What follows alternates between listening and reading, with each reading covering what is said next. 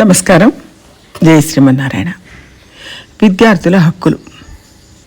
ఈ మధ్య ఆళ్వార్ తిరునగరిలో ఒక 120 మంది పిల్లలతో ఒక కార్యక్రమం చేసే అవకాశం దొరికింది.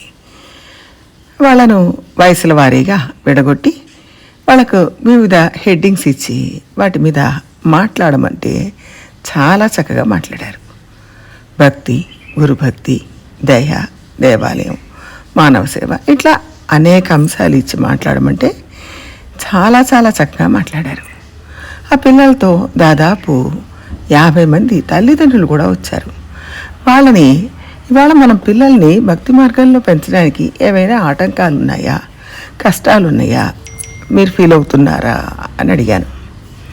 దానికి ఆ తల్లిదండ్రులు చెప్పిన విషయం ఏమిటంటే, మొబైల్ ఫోన్ పెద్ద ఇబ్బందిగా ఉంది అన్నారు. మొబైల్ ఫోన్ ఈ రోజులో ఉండడం అవసరమే. పిల్లలు ఎక్కడున్నారు, ఎప్పుడు వస్తారు తెలుసుకోవడానికి, ఒకవేళ వాళ్ళకి అవసరమైతే ఏదైనా చెప్పడానికి ఉపయోగకరంగానే ఉంటుంది. కానీ దాంట్లో డేటా, వైఫై ఉండడంతో చెత్తా చెదారం, చూడకూడని పనులు చాలా వస్తూ ఉంటాయి.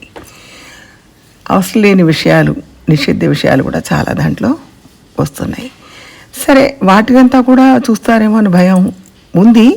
అయినా మా పిల్లలు మరి అంత ఇది కాదు, ముఖ్యమైన విషయాలే చూస్తారు, బుద్ధిమంతులే, తెలివిగల వాళ్ళే.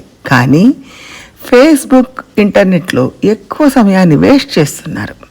దీనికి తోడు సమయాన్ని దుర్వినియోగం చేయడానికి వాట్సాప్ ఒకటి ఉండనే ఉంది. ఇంటర్నెట్ చూస్తూ టైం వేస్ట్ చేస్తున్నారు. అది అవసరం లేని విషయం.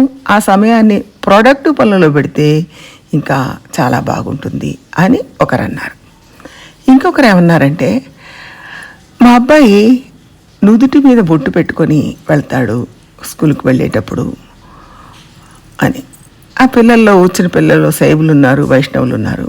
వాళ్ళ పద్ధతి ప్రకారం విభూతి కానీ తిరుమణి కానీ పెట్టుకొని పాఠశాలకు వెళ్తారు.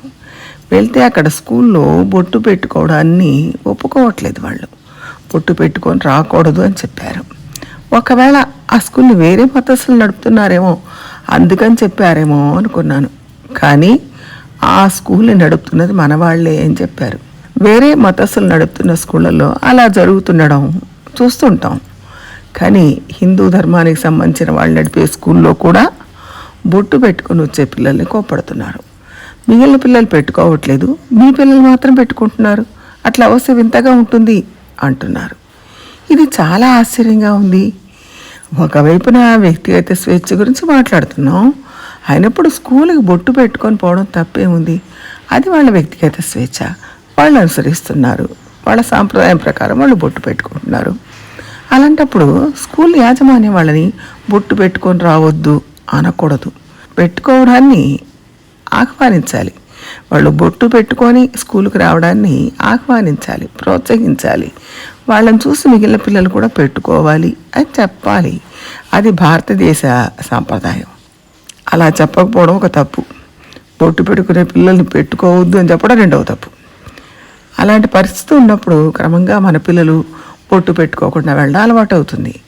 ఆ బొట్టే కదా, లేకపోతే ఏమవుతుంది, పోనీలే అని పేరెంట్స్ అనుకోవచ్చు. కానీ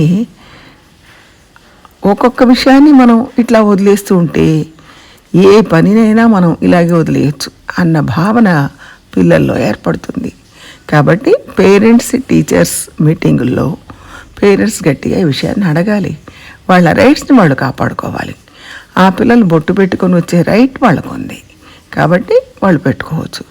ఒక స్కూల్లో ఒక యూనిఫామ్ ఉందనుకోండి, ఆ యూనిఫామ్ కాకుండా వేరే బట్టలు వేసుకుంటే అది పాఠశాల రూల్స్కి విరుద్ధం.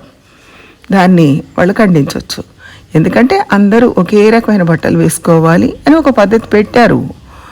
కానీ బొట్టు పెట్టుకోవడానికి కూడా అంగీకరించాలి వాళ్ళు.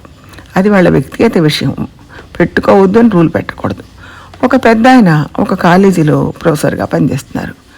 ఆయన పంచ కట్టుకొని వెళితే యాజమాన్యం వాళ్ళు అంగీకరిస్తారా అంటే, అంగీకరించకపోయినా ఆయన అంత గౌరవంగా చూడరు. కానీ మన దేశంలో పంచ కట్టుకోవడమే అలవాటు. ప్యాంట్ల తర్వాత వచ్చాయి, నిన్న మొన్న వచ్చినవి. మన సాంప్రదాయం మనకుంది. మన సాంప్రదాయం గురించి ఎక్కడెక్కడో మాట్లాడేవాళ్ళు ఇలాంటి చిన్న చిన్న విషయాల్లో మన సాంప్రదాయాన్ని తగ్గించుకోని అవసరం లేదు. మనకంటూ ఒక ఆత్మగౌరవం ఉంది. మన ఆత్మగౌరవాన్ని మనం కాపాడుకోవాలి. దేనికోసమైనా దాన్ని నవ్వులు పాలు చేయకూడదు. అందుకని ఇతరుల వస్త్రధారణను హేయంగా చూడమని కూడా చెప్పకూడదు. అదే సమయంలో పంచ కట్టుకొని వస్తే తప్పు అని చెప్పడం కూడా సరైన పద్ధతి కాదు. కాబట్టి అట్లాంటి విషయాలు పేరెంట్స్ యాజమాన్యంతో మాట్లాడి ఏది తప్పు ఏది ఒప్పు అని తెలియచేయాలి.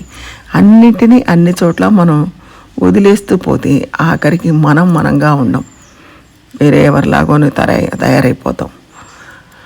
కాబట్టి జాగ్రత్తగా మసులుకోవాలి, తెలివిగా ఉండాలి. జై శ్రీమన్నారాయణ.